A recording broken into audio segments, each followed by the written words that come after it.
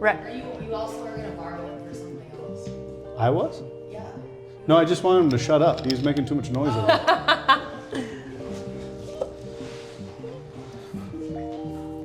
Because right now that's live. Like someone touches it, they're gonna get a zing. Oh shit. You had some other mystery task for me? No, I just wanted you to be quiet. I was like, take a break. No? Are you getting behind the scenes? Huh? Every time I come in, this is what I do. And I wasn't recording. That's cool. I'm such a boomer. She called me that boomer. I asked Corey if he was a boomer. I forgot. What? He's not a boomer! I forgot them. Thanks for that He's reaction. so far from a Thanks for- boomer. Aren't you a millennial? Yeah. Yes, he's a millennial. That's 2 generations removed. I figured that out after his face was like, excuse me. So tell me about you. Tell me about your business. How did you get into interior design? Well, I was originally in advertising and marketing for about 12 years, doing a lot of brand identity work for campaigns, brands, businesses. And the higher up I got, the less design I actually got to do, which was depressing. And so I really needed that. And when COVID hit, we were stuck in our home, our very small home, and I kind of went crazy and started just designing the space, getting it all out. And at the same time, my husband started suffering from home toxins. So it just kind of happened naturally that this was the path I took. I like it. What led you to become so passionate about non-toxic design? You brought up your husband. Yes, I think him almost dying got me there. He was a few months away from total organ shutdown, and we realized that was because of chemical additives and home biotoxins that are in most everyday homes and furnishings. And so as we started to peel back the layers and realize this, then we just realized how much power your home actually has over your healing or hurting in his case. That is scary for those that don't know. Yeah, exactly. It's not a question that's on here, but I know you have an answer to it because I've asked you before. Like, why does it affect some of us more than others? Yeah, that's a good question. It's genetics. So we have a genetic predisposition where our body can actually get rid of toxins better than others, but every single person has a threshold. And so it's kind of an accumulation over your life. The more exposure you experience, the more your cup gets filled before your body can no longer take it. So there are those that are a little bit more unlucky and are the canary in the coal mines that are telling us, what's toxic in our homes and everywhere. And the rest of us don't quite feel it as much, but that doesn't mean it's not happening. That makes sense. Or it hasn't happened yet, I should say. How do you define non-toxic design? It is helping humans with toxins and chemicals in your home. It's very much used interchangeably with sustainability, which is about helping the planet, another wonderful thing. I've also heard passive design, which is more so, again, about working with the planet, air quality, which can overlap with non-toxicity, but it's specifically making sure the things that you touch and breathe and interact with every day in your home environment or your office, wherever you spend the majority of your time, isn't poisoning you or triggering you in some way. When people are passionate about this and want that as part of their design, does it take away from their style or their look in any No, way? absolutely not. You do not have to, you don't have to sacrifice aesthetic, style. A lot of people might feel like they have to live in a big concrete box, which is not the case. There are a lot of companies, well, not a lot, but there's more and more companies that are making beautiful products that are non-toxic. So I know eventually we're gonna get there, but that is not something they have to give up. That's awesome. I basically just asked you that on accident, so I think we're okay there. Whenever you're meeting with a homeowner, what are the most common objections or constraints that they voice, and how do you address them? I told you I wasn't going to ask the questions the same way. No, it still works. It depends on how much the client has suffered already.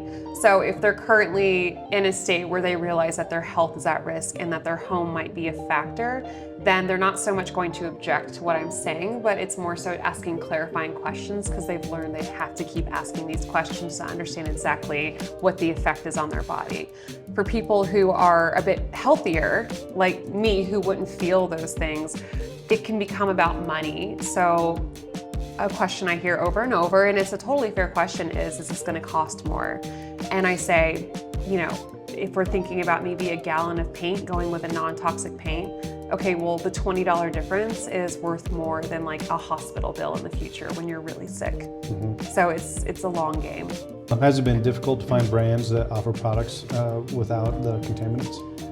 It's becoming easier and easier when brands are really transparent about their data and their chemicals and makeup. Then it's much easier.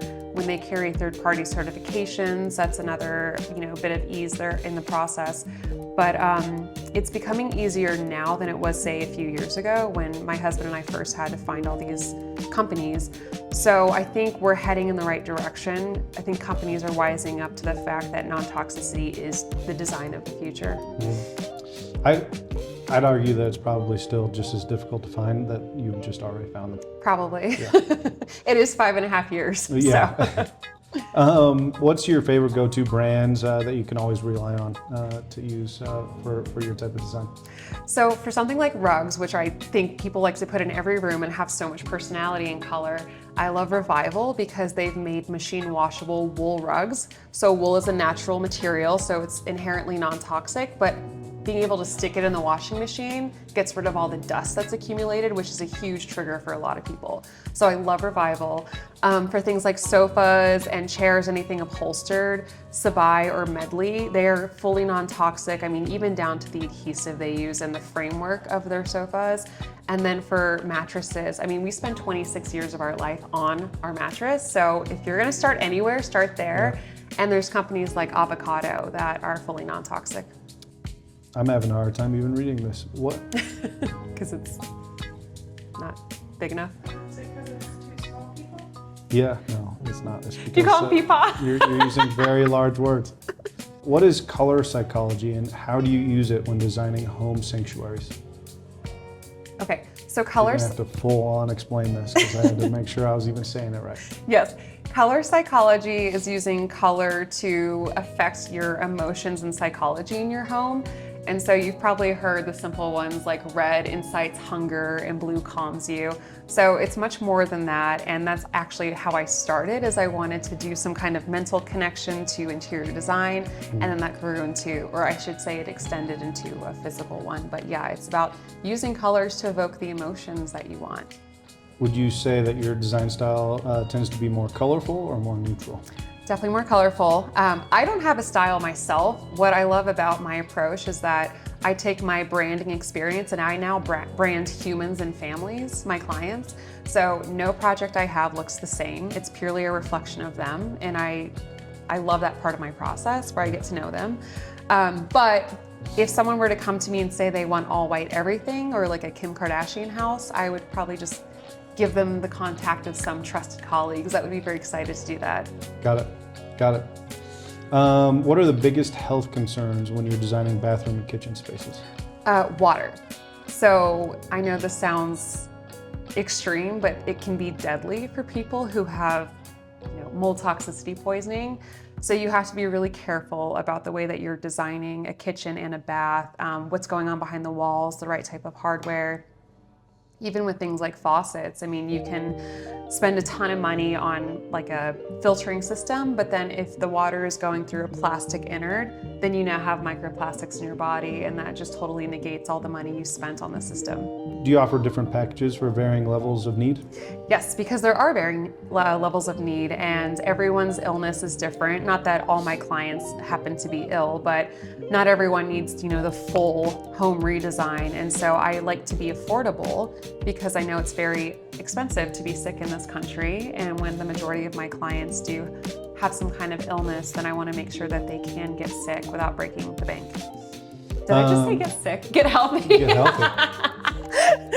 That'll be a good one. So I think you just touched on it a little bit, but not part of the questions that are on here, but we're mentioning a lot of times that people are reaching out to you because they're sick or having some hurdles, but I just want to ask you, like, people don't need to be sick. They might just No. want to have some great non-toxic products. Yeah, absolutely. No, I have a ton of clients who have not felt sick, outside of like the common cold that they get, and that's totally fine. I'm still going to prioritize non-toxicity because, as I said, toxins affect everyone, even if you can't feel it.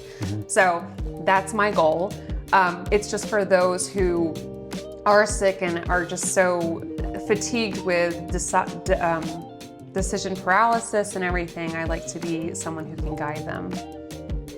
It's needed, just even in our little part of the industry, it gets overwhelming because there's so many choices. So many choices.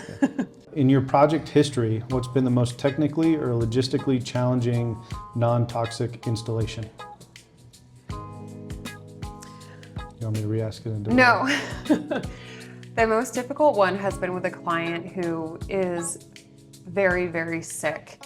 And because of that, she has very, very specific protocols that she has to go through and precautions that every person who steps foot in her house has to follow. And that is a level of educating for all the trades that I'm using and expectation setting. And then just making sure that they understand there might be an additional 5 steps they have to take in their normal process just because it protects her. So that was a huge learning experience just because I learned that this might take a little bit longer, but it has to be done right or she's going to pay on the back end. That makes sense. How do you coordinate with contractors, trades, and artisans to ensure that they're following all the rules? We kind of just touched on that a little bit. No, it's expectation setting from the get-go. It's going to say you're probably going to hear things you've never heard before. You're going to be using products you're not familiar with. Please communicate and make sure you're asking questions if you have them. Don't just make assumptions because assumptions in this home can be deadly.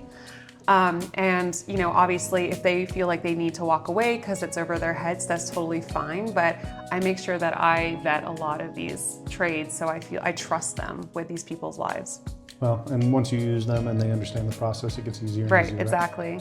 I also like to explain my own, because it'd be easy for a lot of the trades to just say, well, this client might be like a little cuckoo, but then I'll say, actually, I've gone through this myself and I'm letting you know this is legitimate what their concern is.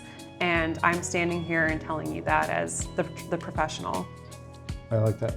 How do you see the interior design industry's attitude towards health and wellness shifting over the next 5 to 10 years?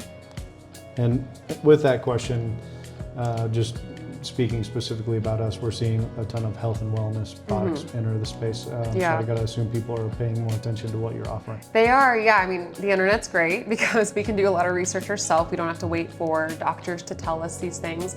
And honestly, it's functional doctors that are understanding of this. And I think once the Western doctors have caught on to this and caught on to all these illnesses that have a direct correlation with home toxins, then everyone's awareness is going to entirely shift. The demand is going to hit all the vendors and manufacturers, and they're going to realize that they have to make these changes. What's your advice for interior designers who wish to adopt non-toxic practices but feel intimidated? Start with one thing. Minimizing over full mitigation.